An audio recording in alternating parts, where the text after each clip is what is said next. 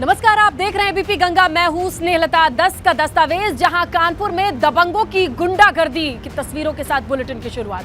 Hostel के बाहर अभद्रता का विरोध करने पर पथराव हुआ है। बेखौफ दबंगों ने हॉस्टल पर जमकर पत्थरबाजी की है। कोचिंग मंडी में पढ़ने वाले छात्रों को दबंगों ने पीटा। मारपीट का वीडियो सोशल मीडिया पर वायरल। काकादेव थाना क्षेत्र के पांडू नगर की घटना। हॉस्टल के बाहर अभद्रता का विरोध करने पर पथराव की स्थिति। कुल मिलाकर के पत्थरबाजी, माहौल खराब करने की कोशिश। हॉस्टल के बाहर बखेड़ा। काकादेव थाना क्षेत्र के पांडू नगर का यह मामला है। पत्थरबाजी की खबर, दबंगों की गुंडागर्दी। हॉस्टल के बाहर अभद्रता करने से रोकने पर देखिए किस तरीके से माहौल बिगड़ता चला गया। काकादेव एरिया, जो कोचिंग सेंटर के तौर पर जाना जाता है, कोचिंग हब के तौर पर जाना जाता है, वहीं पर यह मारपीट हुई है।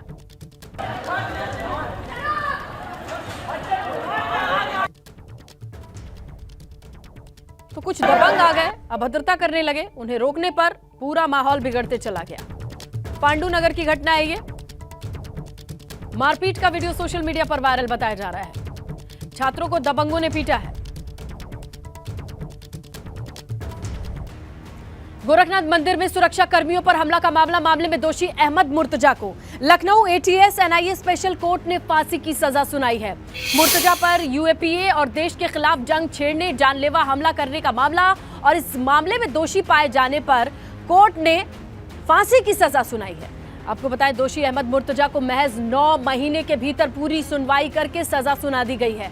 आपको बताएं कि पिछले साल 4 अप्रैल 2022 को गोरखनाथ थाने में अहमद मुर्तजा के खिलाफ केस दर्ज हुआ था। एटीएस ने पूरे मामले में जांच करके चार्जशीट लगाई थी। कोर्ट से सजा के ऐलान के बाद अहमद मुर्तजा को फिलहाल जेल भेज दिया गया है। तो ये पूरा मामला 9 महीने के भीतर सुनवाई के बाद फैसले तक पहुंच गया।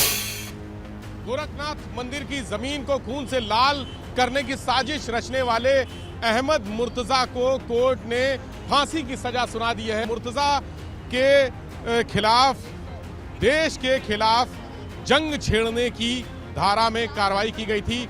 यूएपीए भी लगाया गया था मुर्तजा पर, और उसको 4 अप्रैल 2022 को गिरफ्तार किया गया था रंगे हाथों, जब वहां पर उसने गोरखनाथ मंदिर पे हमला किया था। एक पीएसी के सिपाही अनिल कुमार को घायल करके उसकी राइफल छीनने की कोशिश की, और राइफल छीनकर साजिश ये थी कि वहां उस राइफल से गोलियां बरसाई जा सके, जिससे बड़े पैमाने पर खून खराबा किया जा सके। ये मुर्तजा की साजिश थी, और उसने कोर्ट से, पुलिस के आरोपों से बचने के लिए खुद को मानसिक तौर पर बीमार करने की भी एक साजिश रची थी। हालांकि डॉक्टरों की जांच में वो पूरी तरह से स्वस्थ पाया गया था। इस मामले में पाकिस्तान और सीरिया में उसके आका बैठे हुए थे, जो उसको लगातार विभिन्न सोशल मीडिया माध्यमों से निर्देश देते थे।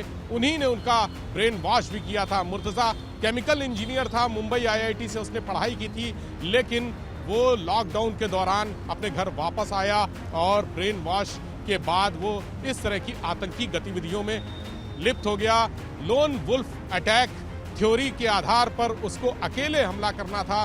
मंदिर के सुरक्षा कर्मियों पर हमला करके राइफल छीननी थी और उसके बाद गोलियां बरसानी थी। हालांकि मुर्तजा को समय रहते ही सुरक्षा एजेंसी ने गिरफ्तार कर लिया। इस मामले की जांच एनआईए और एटीएस कर रही थी। एनआईए और एटीएस की स्पेशल कोर्ट ने आज मुर्तजा को फांसी की सजा सुना दी है। कैमरा से होगी जितेंद्र के साथ विवेक त्रिपाठी, एबीपी गंगा, लखनऊ। वहीं गोरखनाथ मंदिर पर हमले के आरोपी अहमद मुर्तजा अब्बासी को फांसी की सजा सुनाए जाने के बाद घर पर सन्नाटा पसरा हुआ है। परिवार के सदस्यों ने मौके पर पहुंचे मीडिया से बातचीत करने से इनकार कर दिया। साथ ही मीडिया पर गलत खबर चलाने का आरोप लगाया। लोगों ने यहां तक कह दिया कि उनका मुर्तजा से कोई लेना देना नहीं है। मौके का जायजा लिया हमारे संवाददाता ने। बीते साल 3 अप्रैल 2022 को अहमद मुर्तजा अब्बासी ने गोरखनाथ मंदिर के बाहर 2 पीएसी जवानों पर हमला किया था, और एनआईए एटीएस कोर्ट ने आज फांसी की सज़ा सुनाई है। और हम इस समय सिविल लाइंस इलाके के अहमद मुर्तजा अब्बासी के घर के ठीक बाहर हैं, और आपको दिखा दें ये उसका घर है, और यहीं से वो गोरखनाथ मंदिर पर हमला करने के लिए गया था। और आप देख सकते हैं ये जो ग्राउंड दिख रहा है, सिविल लाइंस का बहुत ही पॉश इलाका है, और इस पॉश इलाके में, गोरखनाथ मंदिर के पास इलाके में, यहाँ पर ये उसके घर की तरफ आपको लेके चलते हैं। यहाँ पर आपको बता दें कि कोई भी ऐसा व्यक्ति नहीं है जो यहाँ पर दिखाई दे रहा हो, और इधर ये आप देख सकते हैं, एक जो ये दरवाज़ा है ये हल्का सा खुला हुआ है, लेकिन अंदर कोई संभवतः ऐसा हो सकता है कि कोई अंदर हो, लेकिन अंदर का भी दृश्य आपको ये दिखाते हैं। यहाँ कोई दिखाई नहीं दे रहा है। अभी बाहर का हालांकि ये दरवाज़ा खुला हुआ है, लेकिन अंदर कोई हलचल चहल पहल नहीं दिखाई दे रही है। और अब इस घर में अहमद मुर्तजा अब्बासी को फांसी की सज़ा सुनाई जाने के बाद से पूरी तरह से सन्नाटा पसरा हुआ है। नीरज श्रीवास्तव, एबीपी गंगा, गोरखपुर। मुजफ्फरनगर में अगवा युवक का शव मिला है। 10 दिन पहले ये युवक अगवा हुआ था। हत्या करके प्लास्टिक के कट्टे में शव को फेंका गया है। पुलिस ने महिला समेत 3 लोगों को इस मामले में गिरफ्तार किया है। मुजफ्फरनगर से बड़ी खबर। 10 दिन पहले ये युवक किडनैप हुआ था, लेकिन अब इसकी लाश मिली है। हत्या करके प्लास्टिक के कट्टे में शव को बांध करके फेंका गया है। जहां ये शव बरामद हुआ है, इस हालत में बरामद हुआ है। अब पुलिस ने महिला समेत 3 लोगों को गिरफ्तार किया है, जो जांच के दायरे में आ रहे हैं। लेकिन 10 दिन पहले खबर आई थी मुजफ्फरनगर से एक युवक के गायब होने की, किडनैप होने की, लेकिन अब इस युवक का शव मिला है। बोरे में भरा हुआ ये शव मिला है। पुलिस पूरे मामले की जांच में जुटी है। इस जांच में एक महिला समेत 3 लोगों को गिरफ्तार भी किया गया है। 10 दिन पहले ये युवक किडनैप हुआ था, ये खबर आई थी, और आज शव मिला है। प्लास्टिक के बोरे में भरा हुआ शव बरामद किया गया। अब आपको सजग करने वाली खबर बताते हैं। खबर लखीमपुर खीरी से है, जहां एक परिवार अपने छोटे बच्चे के साथ बाजार निकला। सड़क के किनारे गाड़ी खड़ी करके परिवार के लोग जैसे ही कार से बाहर निकलते हैं कि पता चला कि कार की चाबी अंदर ही छूट गई। कार में करीब 1 से 1.5 साल का मासूम अंदर ही फंसा रह गया। कार लॉक हो गई। बच्चा कार से निकलने के लिए छटपटाने लगा। इस दौरान मौके पर हड़कंप मचा रहा। बाद में करीब आधे घंटे के बाद शीशा तोड़कर कड़ी मशक्कत के बाद मासूम को बाहर निकाला गया।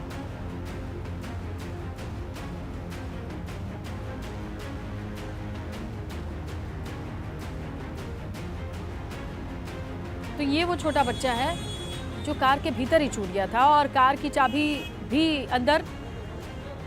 पूरे बाजार में अफरा तफरी का माहौल हो गया, क्योंकि इस बच्चे को कार का शीशा तोड़ के सकुशल बाहर निकाला गया। बिजनौर में घने जंगलों से होता हुआ एक गुलदार किसान के खेत में बने सूखे कुएं में 15 फीट गहरे कुएं में जा गिरा। गुलदार की गुर्राने की आवाज सुनी। ग्रामीणों ने खेत की ओर देखा तो वन विभाग को सूचित किया गया। मौके पर वन विभाग की टीम भी पहुंची और गुलदार का रेस्क्यू करने की कोशिश हुई, तो अचानक तेज बारिश की वजह से वन विभाग की टीम को काफी मशक्कत करनी पड़ी गुलदार को देखने के लिए। हालांकि इस दरमियान तमाशा खूब बना, लोग इकट्ठे हो गए। वन विभाग की टीम बीती रात कुएं के आसपास जाल लगाकर पिंजरे का इंतजाम करने में घंटों मशक्कत करती रही। आखिरकार वन विभाग को सफलता नहीं मिली, तो मजबूरन जेसीबी मशीन बुलाकर कुएं के पास गहरा गड्ढा करके कुछ वक्त के लिए छोड़ा गया। तकरीबन 1 बजे के आसपास गुलदार कुएं से छलांग लगाकर जंगल की ओर दौड़ पड़ा।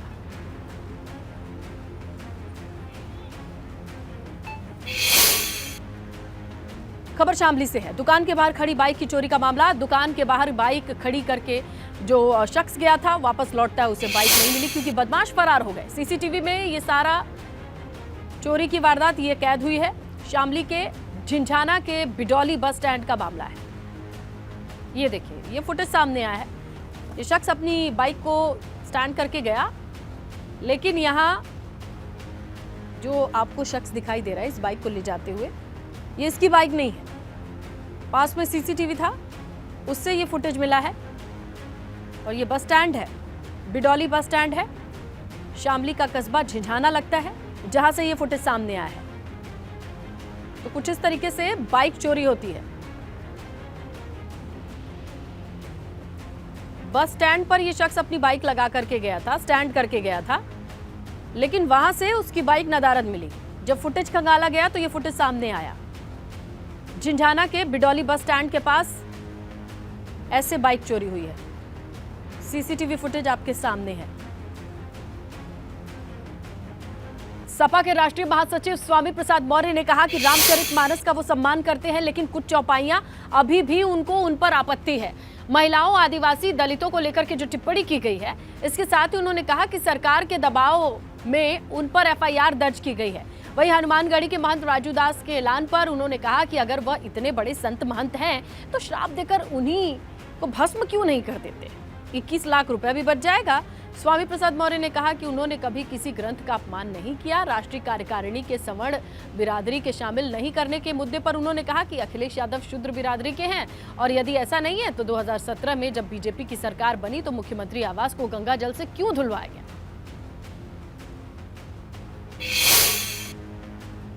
वहीं भाजपा के पूर्व विधायक संगीत सोम ने भी रामचरितमानस पर विवादित बयान देने वालों पर हमला बोला। उन्होंने कहा कि भगवान श्री राम और पवित्र रामचरितमानस का अपमान करने वाले हिंदू द्रोहियों को शर्म आनी चाहिए। उन्होंने कहा कि हिंदुओं की भावनाओं से खिलवाड़ कर राजनीति करने की कोशिश निंदनीय है और वक्त आने पर उन्हें सही जवाब दिया जाएगा। जिस रामचरितमानस ने हिंदुओं को एकजुट करने का काम किया, जिस रामचरितमानस ने मुगलों के खिलाफ लोगों को एकजुट किया, आज आप उस रामचरितमानस को जलवाने का काम कर रहे हैं। आप हिंदू समाज की भावनाओं को ठेस पहुंचा रहे हैं। आप हिंदू समाज को अपने लोगों द्वारा अपमानित कर रहे हैं। जो मौर्य जैसे लोग, जिन लोगों ने रामचरितमानस पर सवाल उठाए, जिसके अभद्र भाषा का प्रयोग किया, आप उन्हें प्रमोट करने का काम कर रहे हैं। नेक्स्ट डे राष्ट्रीय महासचिव बनाने का काम कर रहे हैं। मैं आपसे कहना चाहता हूं कि आप उत्तर प्रदेश में आग लगाने का काम कर रहे हैं। आप हिंदू समाज की भावनाओं को ठेस पहुंचाने का काम कर रहे हैं। आप जो पहले करते थे, आज भी वही कह रहा हूं, समझिए और समझ जाइए, नहीं तो ये सब अच्छा नहीं होगा। योगी सरकार में कैबिनेट मंत्री स्वतंत्र देव सिंह ने समाजवादी पार्टी और कांग्रेस पर जमकर निशाना साधा है। उन्होंने पार्टियों पर परिवारवाद, वंशवाद को बढ़ावा देने का आरोप लगाया। साथ ही कहा कि स्वामी प्रसाद मौर्य लगातार विवादित बयान दे रहे हैं, बावजूद इसके अखिलेश यादव ने उन्हें राष्ट्रीय महासचिव बना दिया। आजादी के बाद से ही लोग वंशवाद की परंपरा है, जातिवाद की परंपरा है, क्षेत्रवाद की परंपरा है। इसी कारण भारतीय जनता पार्टी का जन्म हुआ कि क्षेत्रवाद, व्यक्तिवाद, वंशवाद, परिवारवाद से ऊपर उठकर राष्ट्रवाद के लिए काम करना चाहिए और एक गरीब के कल्याण के लिए काम करना चाहिए। कांग्रेस को भी यह आदत, आज़ादी के बाद कांग्रेस ने जितना नुकसान किया देश का, किसी ने नहीं किया। रामचरितमानस को लेकर चल रहे सियासी बवाल के बीच सपा और एक नेता रविदास मेहरोत्रा ने भी मानस को लेकर एक नया बयान दे दिया है। सपा विधायक रवि मेहरोत्रा ने कहा कि रामचरितमानस समाजवादी ग्रंथ है, लेकिन रविदास मेहरोत्रा ने रामचरितमानस पर विवादित बयान देने वाले स्वामी प्रसाद मौर्य का बचाव करते हुए ये भी कह दिया कि लोग रामचरितमानस की चौपाइयों का अर्थ नहीं समझ पाए। जो रामचरितमानस में प्रभु श्री राम का वर्णन है कि उन्होंने एक शबरी के झूठे बेर खाए और नारी जो है उसके लिए पूरा लंका पर चढ़ाई करके रावण का वध करने का काम किया था और पूरे राक्षस कुल का नाश करने का काम किया था। ये नारी के सम्मान के लिए हुआ था। असल में रामचरितमानस जो है वो सही मायने में समाजवाद का ग्रंथ है। वहीं वाराणसी पहुंचे समाजवादी पार्टी के राष्ट्रीय महासचिव शिवपाल यादव ने स्वामी प्रसाद मौर्य के बयान पर कहा, बीजेपी मुद्दे को भटकाना चाहती है। उन्होंने ये भी कहा कि अखिलेश यादव खुद बोल चुके हैं कि रामचरितमानस पर स्वामी प्रसाद मौर्य का वो बयान निजी है, ऐसे में इसे इतने तूल देने की तो जरूरत नहीं है। साथ ही सपा के राष्ट्रीय महासचिव बनाए जाने के मुद्दे पर कहा कि हम संगठन के आदमी हैं, आगे भी संगठन के लिए काम करते रहेंगे। देखिए, भारतीय जनता पार्टी के लोग भटकाना चाहते हैं। कितने मुद्दे हैं, उन मुद्दों से भटकाना चाहते हैं। देखिए, जब अखिलेश बोल चुके हैं, हम लोग बोल चुके हैं कि मौर्य जी का ये व्यक्तिगत स्टेटमेंट है, पार्टी का स्टेटमेंट नहीं है।